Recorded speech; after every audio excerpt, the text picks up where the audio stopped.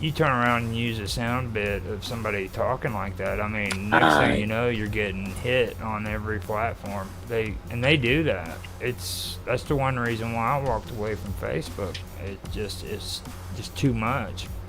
Yeah, they always ask if I want to remix to Facebook, but I'm like, no. I used to have one for the Journey of Oneness, a Facebook page for it, but I don't even know how to get rid of it because I don't know how to have access to it anymore. I So don't either. I I don't just know. had to go in and like I deleted my account. Poor John, dude, was an administrator on it on one of my groups, so that really caused problems for him. Just so you guys know, if you delete your Facebooks and you got a group or a page, make sure that those are gone before you delete your account, because I made that mistake.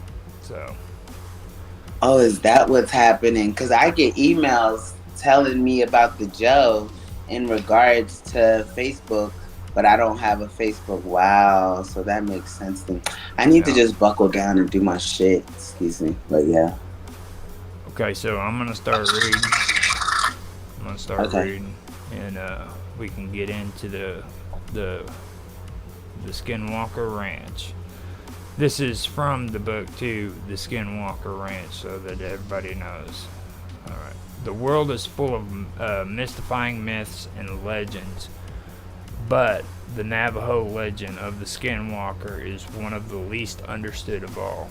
Indeed, it is perhaps the only mythological entity whose originators seem to be sworn to complete secrecy on the subject. Most Navajo are hesitant to even mention skinwalkers in passing conversation among themselves, and if an outsider were to ask about these mythical creatures, he would receive nothing but a startled and stone-faced denial. But the walls of silence that have been built up around the skinwalker are not airtight. A few obscure anecdotal stories of shape-shifting entities playing pranks on the locals have found their way through the embargo. From them, we have learned that the skinwalker of hushed Native American legend has a name in Navajo that is never supposed to be pronounced or even mentioned. But if you feel brave enough to sound it out in your own mind, the Navajo name for these fearsome fiends is Naldushi. Naldushi. Naldoshii.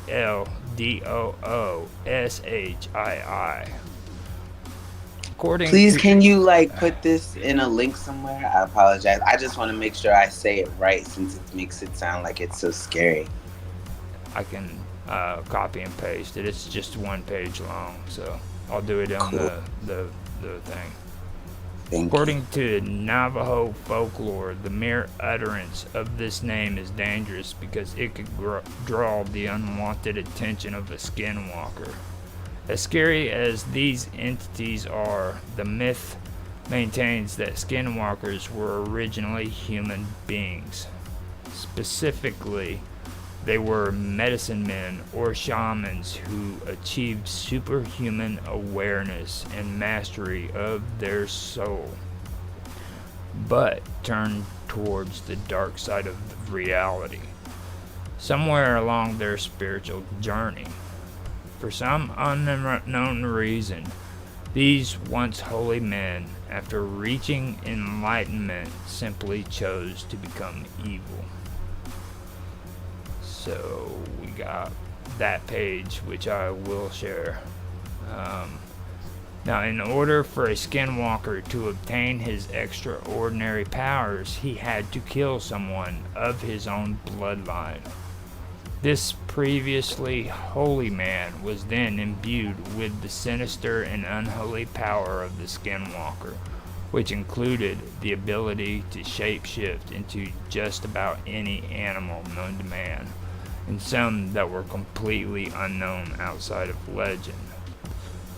The most infamous of these animal forms is that of a highly unusual dog, wolf, and coyote type creature that is usually much larger than its natural counterpart.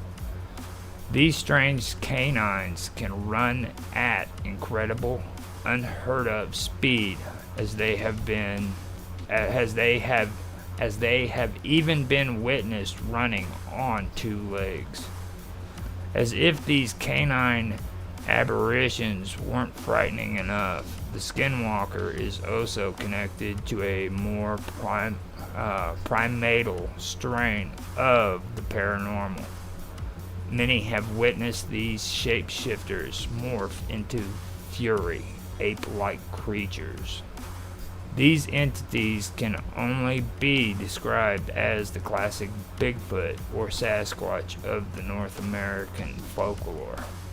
And this is only the tip of the paranormal iceberg as we proceed with the true story of the skinwalkers and the Utah ranch that became infamous for hosting them. We will break the conspiracy of silence that has long surrounded the Skinwalker Ranch. So what do you think about that so far? I have a question. When they had to kill someone for the bloodline, did it mean their children, or it could be anyone? So they could kill like a mom, a grandparent, or something like that, as long as they were in. Oh, go ahead. No. I just thought that was interesting. What do you think, John? Is it spooky? Yeah, sorry, I was just munching on a biscuit. It's probably the wrong time. Munching on a biscuit, listening about the skinwalkers. That's John for you. Yeah, hear a noise outside. He's like, what's that? Whole time it's you chewing.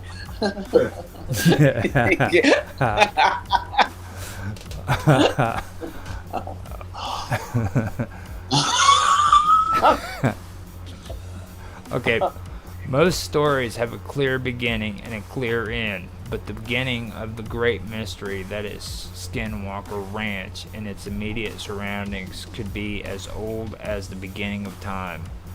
Native Americans have passed around legends about this haunted corner of Utah long before the ranch or any other permanent settlement existed. But the European settlers who came after them would note the high strangeness as well. And perhaps that's a good place for us to start the tale. Mormon leader Brigham Young was one of the earlier chroniclers of this Utah oddity. Young succeeded the founder of the Mormon faith, Joseph Smith, as president of the Church of Jesus Christ of Latter-day Saints after Smith's assassination. He then led his followers west to escape further religious persecution, establishing several Mormon colonies on what was then unsettled American territory. One of these colonies was located on what one day would become the grounds of Skinwalker Ranch. Brigham Young's first forays into the haunted stretch of land occurred in the early 1860s, when he sent a survey team to see if the Uinta Basin would provide habitable land for settlers. Their findings were disappointing. When they came back, they reported that the whole region was a vast contiguity of waste, which was completely valueless except for nomad purposes, hunting grounds for enemies, and to hold the world together. So that is the part where I want to end the reading and put it out to you guys and see what you think. Do you believe in their existence? Well, I mean, the thing is like I told you how much I do like the Dogman stories, even though, you know, I mean, there is a lot of evidence. Controversy. Yeah, there's a lot of contradiction to the stories, you know. And, you know, I checked it out. I think the 80s was the earliest stories that came out about them. 1987. Yeah. But then these skinwalkers too, you know, they've been mentioned before, and a lot of people actually do relate the skinwalkers to dogs that can run on 2 legs. So they sound a lot similar, skinwalkers and dogmen. Yeah. Mm-hmm. So I mean, with that, I mean, maybe it could have been a skinwalker that people saw, and they just decided to name them, you know, dogmen. Yeah, because they were dog-looking creatures that run on 2 legs. Wow, that's crazy. That makes perfect sense, though. Really. You know, and like I said, I mean, I'm not gonna outright say that I believe they exist or not. It's the same thing with you know, everything else. I've never seen a ghost. But you can understand why it's very well possible, type thing. Yeah, and yeah, you've got lore that goes all the way back. I mean, these Indians believed in the skinwalkers a long time ago, and it's like I was telling you the other day, and it's mentioned in the book too about the cannibalism. You know, there was harsh times in that region during the winter times and stuff like that, and there was times where they couldn't find food, so they resorted to cannibalism, you know. And the Indians created the skinwalker to basically teach their young, you know, cannibalism is wrong. So don't eat human flesh because you'll become a skinwalker. Yeah, I know that sounds insane in today's world, but I mean, this wasn't in today's world. This was way back when, you know, so.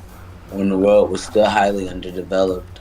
Yeah, and don't get me wrong, I mean, maybe there was skinwalkers. Maybe it wasn't just a lesson to teach your kids, you know. Maybe that's how skinwalkers became skinwalkers, is they had to eat the flesh of their bloodline or some crazy ritual, you know. But as they became civilized, they did not want their children to pick up the same. It's like kind of like if you're a drug dealer and you sell drugs to get your family rich, and you don't want your kids to sell drugs, or you were a stripper and you stripping to get rich, you don't want your kids to be a stripper, so you teach them different stuff than what you might have incorporated. No, that makes too much sense. I mean, like, I know those are the extremities, but that's usually what it is. The mafia people teach their kids to be the mafia people because they have to. Most times the mafia kids want to get out, but they cannot because there's no one that the people can trust on the outside to do what they do on the inside.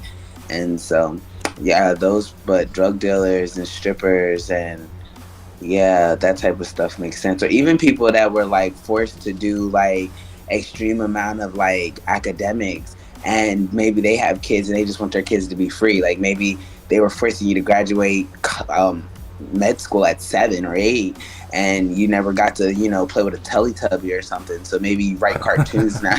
You know what I mean? Like you write cartoons, and you and your kids like produce cartoons, and they've never seen a scalpel a day in their life type thing.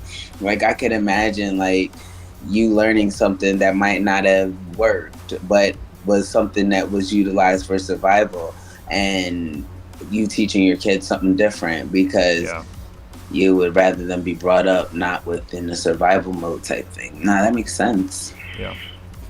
And another thing too that kind of stuck out to me is in this story as well. You know, you gotta, well, it was a good example that was brought up before about, you know, Star Wars. Like you look at the dark side and then you look at the light, you know, the light. You had the light, and then you had the darkness. So these priests or shaman would have a choice to either give in to the dark side or give in to the light.